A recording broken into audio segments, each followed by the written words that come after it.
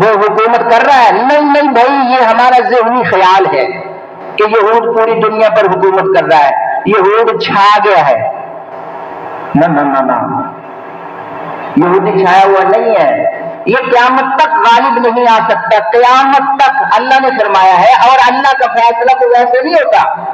الی یوم القیامہ، اللہ نے قیامت کے دن تک کہا، یہ غالب نہیں آ سکتے، ورنہ تو کب کے آ جاتے۔ غزہ ایک چھوٹی سی پٹی ہے، 40 کلومیٹر کا ایریا ہے، 40 کلومیٹر، پوری دنیا پر اگر ان کی حکومت ہے تو 40 کلومیٹر کی ہوتا ہے، ایک نقطہ، کیوں نہیں فتح یاب ہو چکے؟ اللہ نے فرمایا یہ غائب نہیں آ سکتے۔ اتنا مسلمانوں پر ظلم کیسے ہو رہا ہے؟ پھر یہ ذبح کیوں کر رہے ہیں مسلمانوں کو؟ یہ نہیں کر رہے ہیں،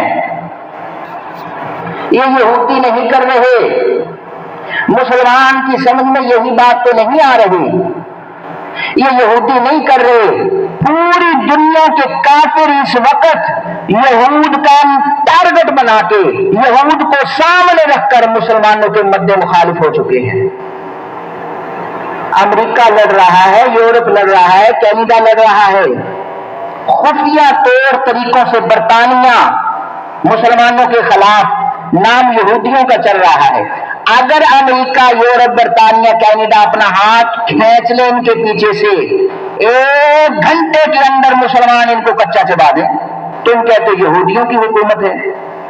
یہودیوں کی کوئی حکومت نہیں ہے۔ تو بھائی عامل صالح کا اتنی طاقت ہے کہ اللہ نے ان کے لیے جو تمہارے پیروکار ہوں گے قیامت تک کے لیے اپنے بول بالا کر کے رکھا کہ نہیں؟ یہ تو صرف ایک چھونی ہے کافروں کی، اسرائیل جو ہے نا، یہ تو ایک چھونی ہے، ایک جگہ ہے ٹارگٹ بنانے کے لیے، حملہ کرنے کے لیے، وگرنہ یہودی نہیں لڑ رہا۔ اس کی فوج میں اب تو نیٹ کا دور ہے، جب اس کے فوجی پکڑے گئے، اس کی فوج میں کتنے امریکہ کے فوجی نکلے، افریقہ کے فوجی نکلے، یہودی نہیں ہے۔ یہ تو کافر اب کھل کے سامنے آ چکا ہے، کہیں کہیں بہانے بنا کر جو ہے مسلمانوں پر حملہ آور ہے۔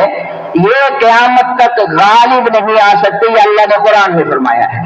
یہ کہاں پر کچھ کر سکتے؟ نبیوں کے قاتل ہیں، یہ اللہ والوں کے قاتل ہیں، یقتلون النبیین بغیر حق، نہ حق نبیوں کو قتل کرنے والی قوم ہے، یہ غالب نہیں آ سکتے۔